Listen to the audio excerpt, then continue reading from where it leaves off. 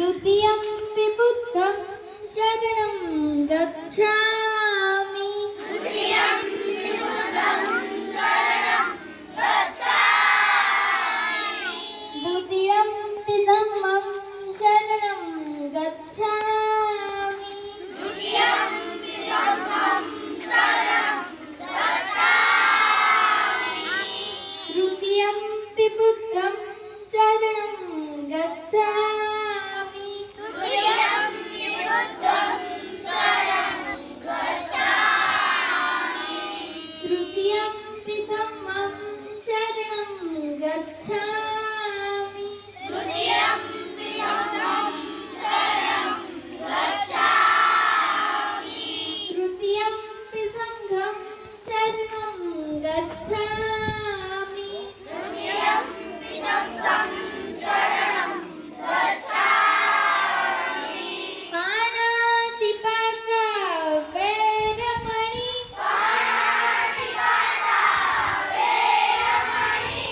सिक्खापदं समादयामि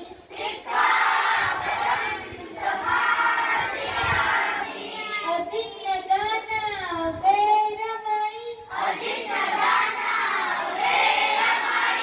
सिक्खापदं समादयामि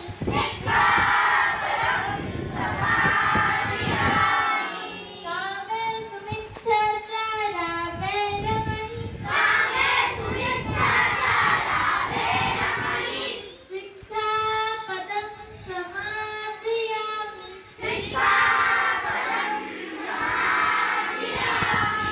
मूषावादा वैरमणि सिक्खापदं समादयामि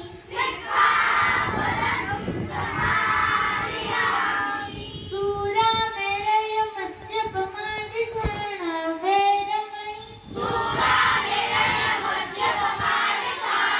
वैरमणि सिक्खापदं समादयामि सब्बपापस्य करणं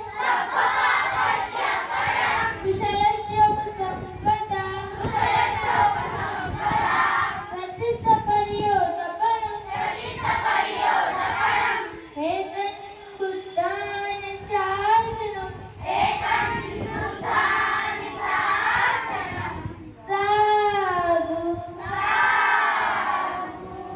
साधु साधु साधु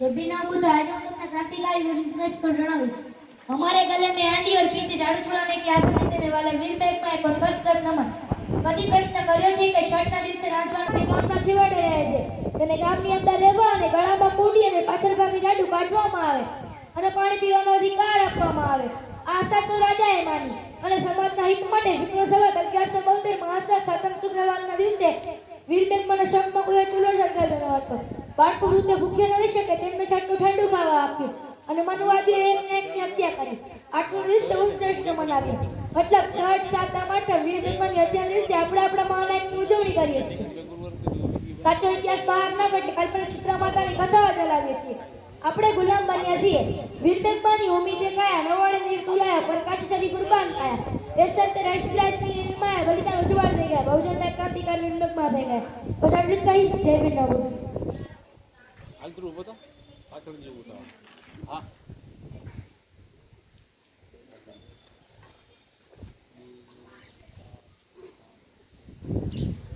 જય ભીમ નમો બુદ્ધાય आज હું તમને वीर मेघमा विषय थोड़ा जनावीश हमारे गले में हांडी और पीछे झाड़ू छुड़ाने की आजादी देने वाले वीर मेघमा को सत सत नमन कदी प्रश्न कर्यो छे छठना दिवसे रांधवानुं शुं काम सातमना दिवसे ठंडू शुं काम खावुं जोईए आठमना दिवसे मेळो उजवणी शानी वर्षों पहला वीर मेघमा नामना बहुजन समाजना क्रांतिकारी पैदा थया हता જેમણે જ્ઞાતિ જાતિનો ભેદ દૂર કરી સમાનતાનું આંદોલન ચલાવ્યું જેના વિરોધમાં મનુવારથી સત્યલિંગ તળાવની પારે 32 લક્ષણોની પુરુષ બલિ આપવાનું ષડયંત્ર કર્યું હતું. ત્યારે બહુજન સમાજની પરાકાષ્ઠા હતી.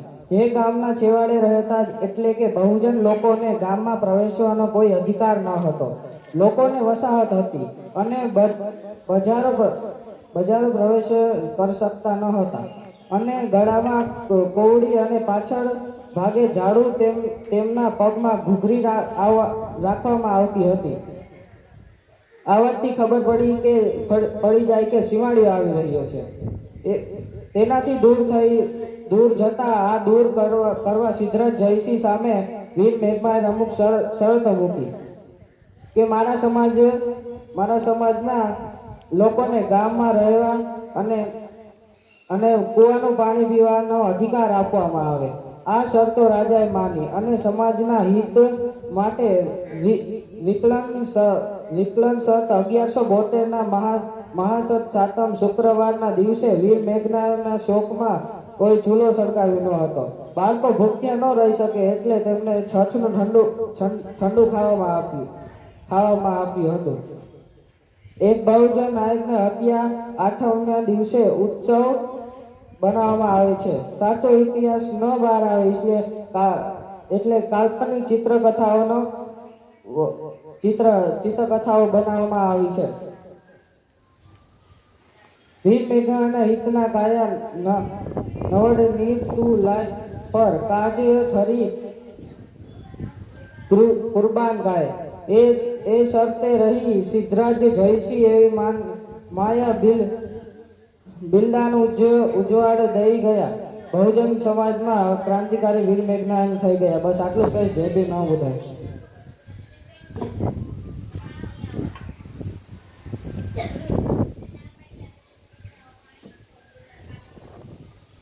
જય ભીમ. નમો બુદ્ધાય. આજે હું તમને એવા માને થોડું જણાવીશ કે જેમણે સમગ્ર ભારત જીતી લીધેલ હતું, કે તેમણે એવી જીત્યું કે આજ સુધી કોઈ પણ ન જીતી શક્યું. તે હતું કલિંગ યુદ્ધ અને તે હતા સમ્રાટ અશોક. સમ્રાટ અશોક પ્રાચીન ભારતના મૌર્ય વંશના રાજા હતા અને સમ્રાટ અશોક તરીકે ઇતિહાસમાં જાણીતા છે.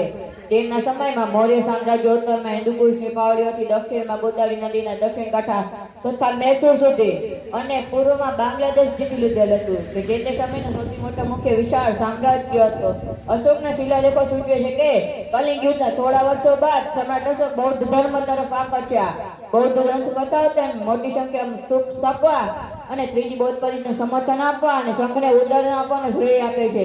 ઐતિહાસિક સમ્રાટ તરીકે અશોકનું અસ્તિત્વ લગભગ ભૂલી ગયું હતું, પરંતુ 19મી સદીના લખાયેલ સ્ત્રોતોના અર્થઘટન પછી અશોક મહાન ભારતીયોમાંના પ્રતિષ્ઠા ધરાવે છે. બસ આટલું જ કહીશ. જય ભીમ. નમો બુદ્ધાય.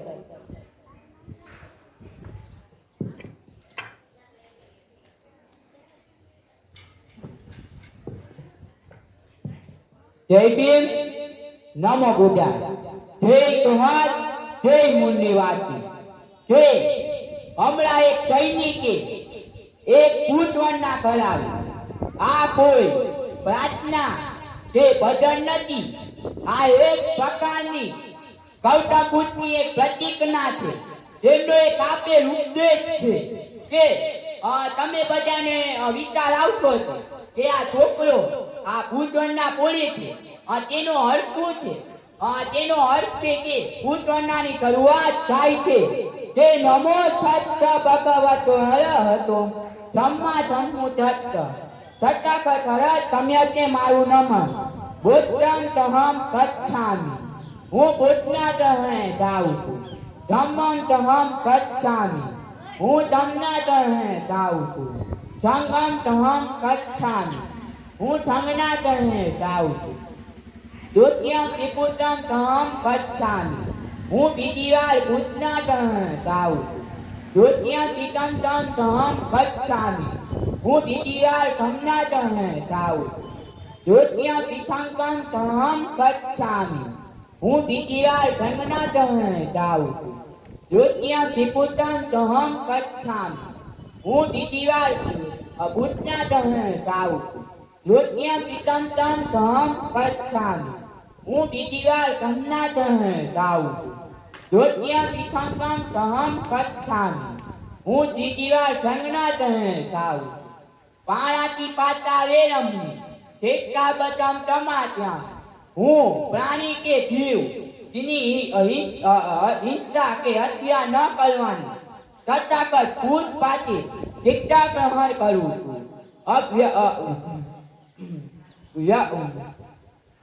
કામે ભૂમિચ્છા તારા વેરમની ઠેકા બદામ ટમાટ્યા હું કોઈ પર સ્ત્રી ઉપર ખરાબ નજર ન નાખવાની કે વ્યભિચારથી દૂર લેવાની તથા ભૂત પાતે ઠેકા પ્રહાર કરવું મોટા વાજા વેરમની ઠેકા બદામ ટમાટ્યા હું જૂઠું ન બોલવાની તથા ભૂત પાતે ઠેકા પ્રહાર કરવું થોડા મેળય મધ્ય પ્રમાણ તારા વેરમની ઠેકા બદામ ટમાટ્યા હું દારૂ કે નકીરા પ્રસાદનું સેવન ન કરવાનું તથા ભૂત પાતે ઠેકા પ્રહાર કરવું તપ પાપ પચ્છ અકરણ કોઈ પણ પ્રકારનું અપુછ કર્મ ન કરવું કુટરચ્છ ઉત્તમ પદા સારી ટીકા પ્રહાર કરવી પ્રતિજ્ઞ પરિયો તપહન પોતાના મનને પવિત્ર રાખવું હેતન ભૂતકાન સાતનમ આજ ભૂતની શિક્ષાથી આજ તેમનો એક આપેલા સમાજને આપેલ એક ઉપદેશ છે સાધુ સાધુ સાધુ સાધુ શબ્દનો અર્થ લાભ થાય પણ સત્યવાતમાં પૂરવામાં આવે છે તેથી તેને આપણને સ્વીકાર કરવો કે સત્તાકર પૂછે એક અંતિમ સ્વાદે છેલ્લા સ્વાદે એક ઉપદેશ આપ્યો હતો તે આ ઉપદેશ આપ્યો છે તે તમે ઉપદેશ ખબર હતી તે ઉપદેશ તમે સાંભળ્યો હતો તે જે ઉપદેશ આપેલ હતો તે હતો અપ દીપ ભવ તે અપ દીપ ભવ એ તથાગત પૂછે એ ઉપદેશ આપ્યો તેનો અર્થ શું છે તેનો અર્થ શું છે તેનો અર્થ છે કે તથાગત પૂછે કહ્યું છે કે કોઈ આપણે ખાવાનું જઈ નથી જવાનું કે કોઈ શિક્ષક હોય તે પેપર લખાવે ત્યારે વિદ્યાર્થીને સાચે જ પેપર કરવાનું હોય છે અને તેને સાચે જ ખોટી આગળ વધવાનું હોય છે અને સાચે જ પોતાની સમાજને આગળ લઈને આવવાનું છે આમાંથી આપણું ઈ કામ છે કે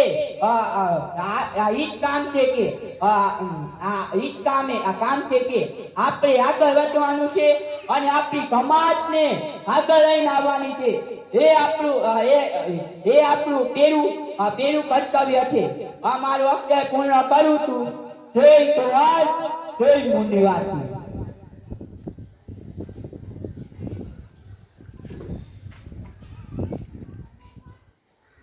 જય ભીમ નમો બુદ્ધાય. મારું નામ ચિરાગ છે. હું ધોરણ 5માં અભ્યાસ કરું છું.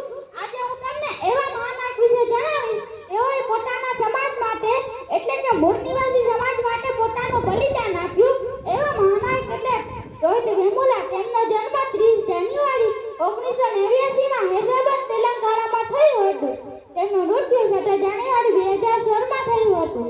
હૈદરાબાદ સેન્ટરના યુનિવર્સિટીના સમાજશાસ્ત્ર વિભાગ પીએચડી કરતા અને ક્રાંતિકારી વિચારો ધરાવતા અને જાતિવાદી વ્યવસ્થાનો વિરોધ કરતા રોહિત વેમુલા અને તેમના 4 સાથીઓ યુનિવર્સિટીના કેસમાં પ્રવેશના પ્રતિબંધ લગાવી તેમને સસ્પેન્ડ કરી દેવામાં આવ્યા. યુનિવર્સિટીના આવા રાજવાદ વર્તનથી કંટાળી રોહિત વેમુલાએ ખુલ્લા આકાશ નીચે આંદોલન કરવા બેસી ગયા. નેશનલ ગ્રાન્ટ દ્વારા તેમને કોઈ હકારાત્મક જવાબ આપવામાં ન આવ્યો. યુનિવર્સિટીના આવા રાજવાદ વર્તનથી કંટાળી રોહિત વેમુલાએ પોતાની જિંદગી ટૂંકાવી લીધી. આ તેમને આત્મહત્યા નહોતી પણ એક પોલીસ સામે કરતી હતી. બસ એટલું જ કહીશ. જય ભીમ નમો બુદ્ધાય.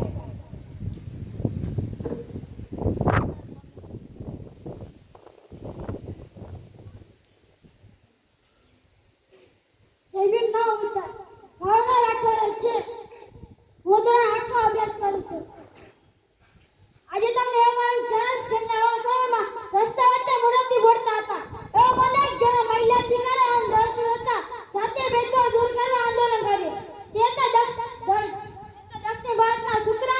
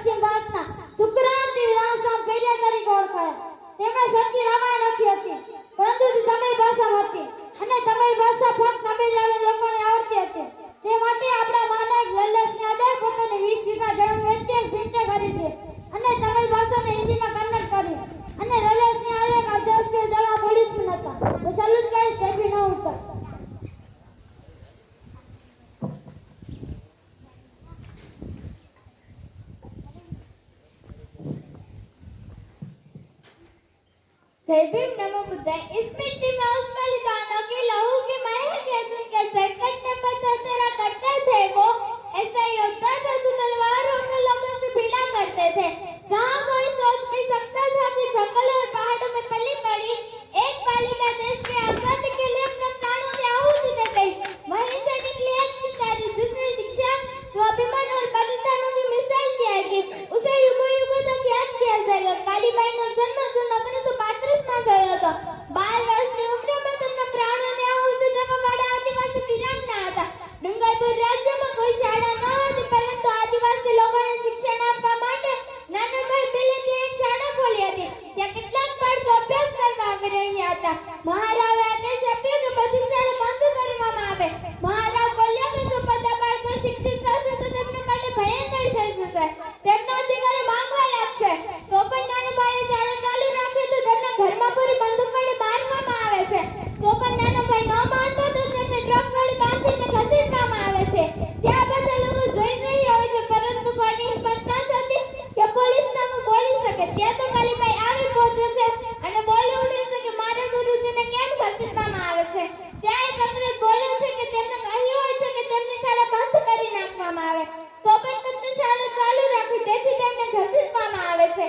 ત્યાં કાલીબાઈ દાંતરડા વાળી દોરી કાપી તેમના ગુરુજીને બચાવી લે છે અને અંગ્રેજો તેમના પર ગોળીઓનો વાર કરવા લાગે છે અને કાલીબાઈ ત્યાં જ મૃત્યુ પામે છે। બસ આટલું જ કહીશ। જય ભીમ નમો બુદ્ધાય।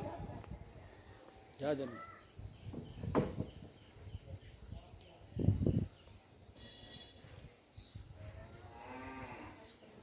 જય ભીમ ના બોલતાય। મારું નામ જાનવી છે, હું ધોરણ 7 માં અભ્યાસ કરું છું।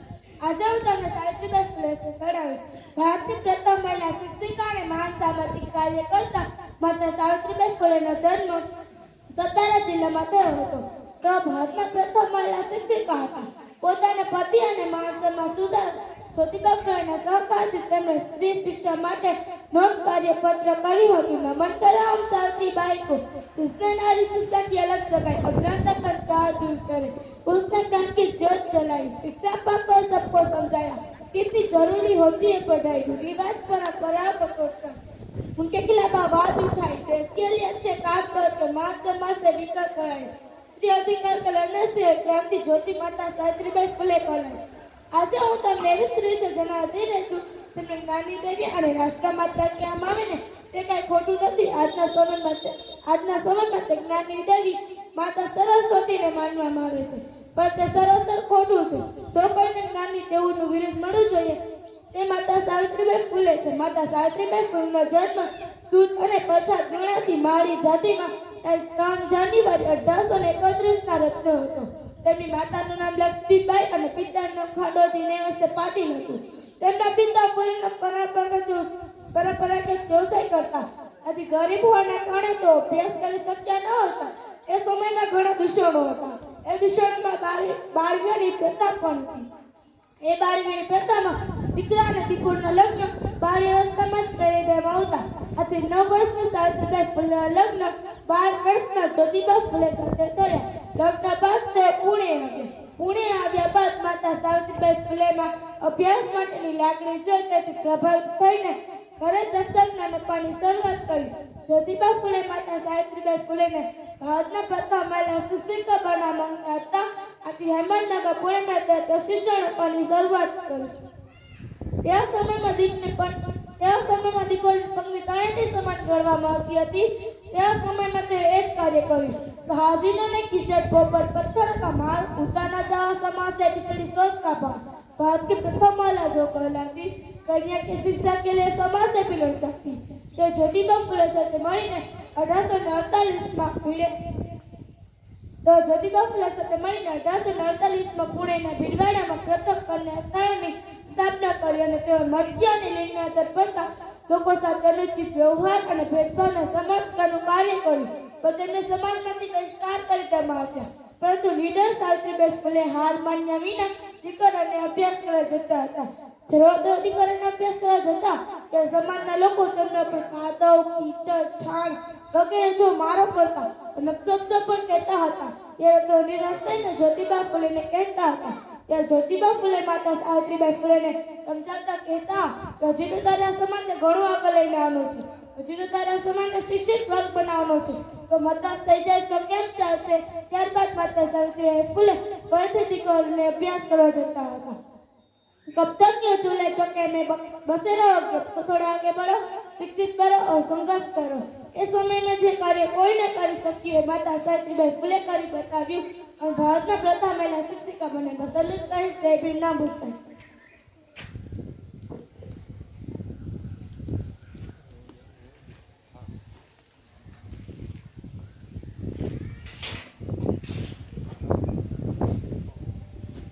जय भीम बुदाई चमकती सन 57 में 72 बार पुरानी थी. खूब लड़ी वो मर्दानी वो झांसी की झलकारी थी. एक एवा महिला જેમને બહાદુરી અને વફાદારીના ઇતિહાસમાં સ્થાન ન મળ્યું, પરંતુ સામાન્ય લોકોને તેમાં સ્થાન આપ્યું. જો તમને એવી વિરમની વાત કરીએ તે સમયમાં દીકરીઓને સાપનો ભારો માનવામાં આવતો હતો. તે સમયમાં ઝલકારીબાઈ ભારતનો ઇતિહાસ રચી નાખ્યો હતો. જેમના સાહસ, શૌર્ય અને સમર્પણથી ભારતીય ઇતિહાસમાં પાનસ્વરૂપિત બની ગયા હોય તેવા એક વીરાંગના એટલે કે ઝલકારીબાઈ. ઝલકારીબાઈનો જન્મ ઝાંસીના થોડા અંતરે આવેલા ભોજલા ગામમાં તારીખ 22 નવેમ્બર 1830ના રોજ થયો હતો. તેમની માતાનું નામ ધનિયાબાઈ અને પિતાનું નામ મૂળચંદ હતું. પિતા મૂળચંદ ઘરે જ કાપડ મળતા અને માતા ધનિયા અન્ય ઘરકામ કરતા. તેઓ તેમના માતા પિતાનું એકમાત્ર સંતાન હતા. તેથી તેમનો ઉછેર લાલચંદથી કરવામાં આવ્યો હતો. તેઓ નાના હતા ત્યારે તેમની માતાનું મૃત્યુ થઈ ગયું હતું. તેથી તેમના પિતાએ તેમને દીકરાની જેમ ઉછેરી હતી અને ઘોડેસવારી અને હથિયાર ચલાવવાની તાલીમ આપી હતી. એક વખત યોજાયેલ સમારોહમાં ઝલકારીબાઈ અને લક્ષ્મીબાઈનો પહેરવેશ ધારણ કરીને લડતા દુશ્મનોને ધોકા આપી શકાય. 1857માં વખતે રાણીને કિલ્લાથી બહાર જવાનો સમય પડી ગયો. ઝલકારીબાઈ રાણી લક્ષ્મીબાઈનો પહેરવેશ ધારણ કર્યો જેથી દુશ્મનોને ધોકો આપી શકાય. जाकर रण में ललकारी थी वह झांसी की झलकारी थी. गोरों को लड़ना सिखा गई वह रानी बन ठोकर दिखा गई. इतिहास में झलक रही वो तो भारत की सरदारी थी. ઝલકારીબાઈ દુશ્મનોના હાથે પકડાતા તેમને ફાંસીની સજા આપવામાં આવી. કેપ્ટને ઝલકારીબાઈને કીધું, ફાંસીની સજા આપવા પહેલા તમારે કંઈક કેવું છે? તો ઝલકારીબાઈએ કીધું, મારા જેવી બહાદુરી એક ટકા પણ મહિલા બતાવે તો અંગ્રેજોને ભારત છોડીને જવું પડે. બસ આટલું જ કહીશ. જય ભીમ, ન પૂછાય.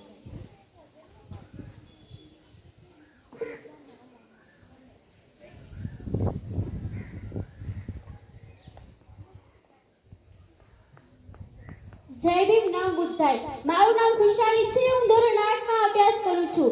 આજે હું તમને જે સ્ત્રી વિશે વાત કરવા જઈ રહી છું તે માત્ર એક નામ નથી, તે એક લાગણી છે, તે એક સંઘર્ષ છે, તે એક શક્તિ છે. ત્યાગ, બલિદાન અને કરુણાની મૂર્તિ માતા રમાબાઈ, જે પોતે અંધારામાં રહીને બીજાને પ્રકાશ આપે છે. તે માતાઓ તો ઇતિહાસમાં નહીં પણ દિલોમાં પણ જીવિત રહ્યા છે. માતા રમાબાઈનો જન્મ ગરીબ પરિવારમાં થયો હતો.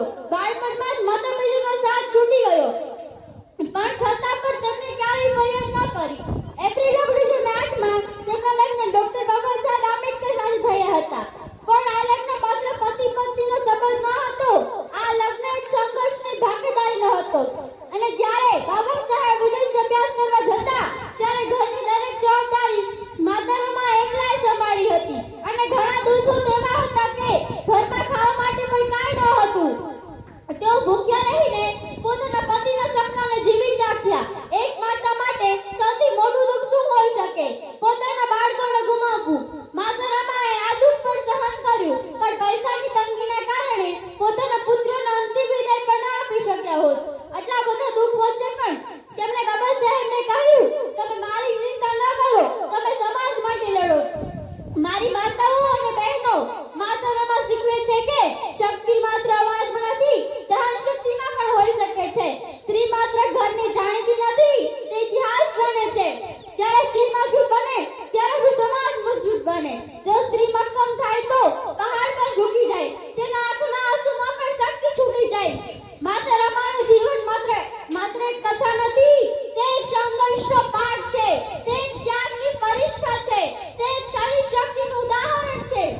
ચાલો આપણે પણ તેમના જીવનમાં પ્રેરણા લઈને આપણા જીવનમાં પણ હિંમત, સંકલ્પ અને ધીરજ બનાવીને આગળ વધીએ. એક સફળ પુરુષ પાછળ સ્ત્રી હોય છે, પણ અહીં એક સ્ત્રી પાછળ આખું સમાજ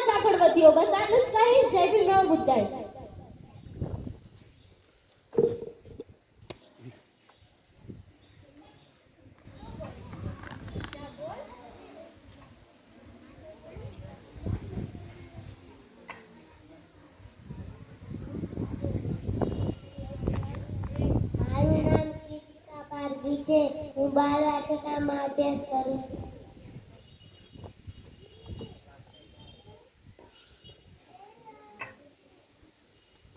જય ભીમ નવું બધા. મારું નામ દિવ્ય છે, અરવિંદભાઈ અંચારા છે. હું ધોરણ બીજું ભણું છું.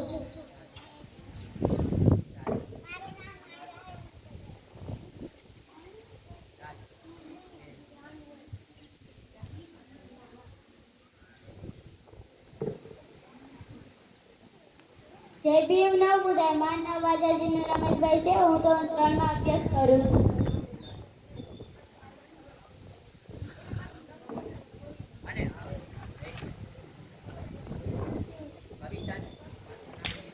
જય ભીમ નવ બધા. મારું નામ કિશોર જયસ્વાલ આદિશંકર.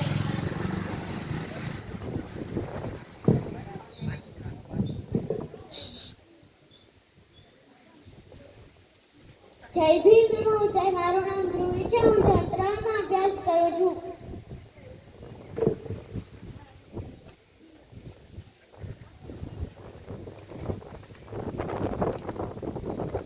મારું નામ આયજુવી રાજેશભાઈ છે. હું 5મા અભ્યાસ કરું છું.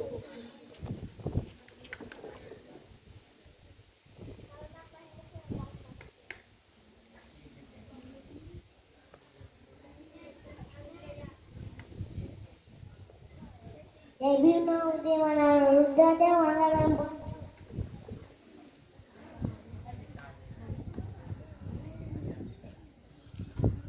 જય ભીમ નમો બુદ્ધાય. મારું નામ કશ્યપ છે. હું બાલવાટિકામાં અભ્યાસ કરું છું. મારું નામ પહેલું ધોરણ છે. હું પહેલું ધોરણ ભણું છું.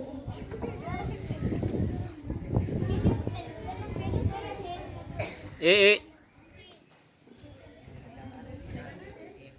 મારું નામ ને જીસદ ને પહેલો ધોરણ.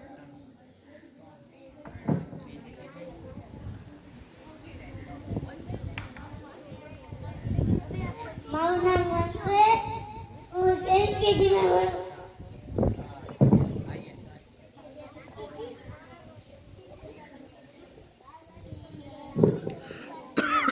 મારું નામ પ્રિય છે. હું ધોરણ બીજું ભણું છું.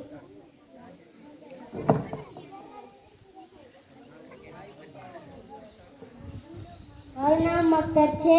હું ત્રીજામાં અભ્યાસ કરું છું.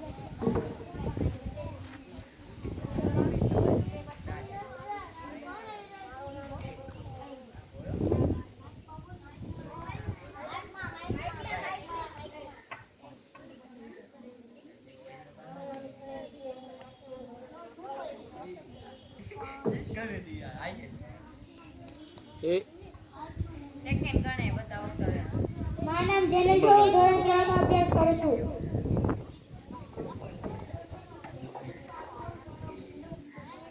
જય ભીમ નમો બુદ્ધાય. મારું નામ જેનિશ છે. હું ધોરણ 3 માં ભણું છું.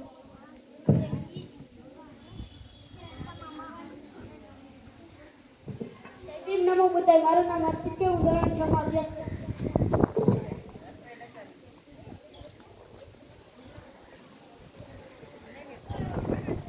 મારું નામ સોલંકી જળ છે. હું ધોરણ 6 માં અભ્યાસ કરું છું.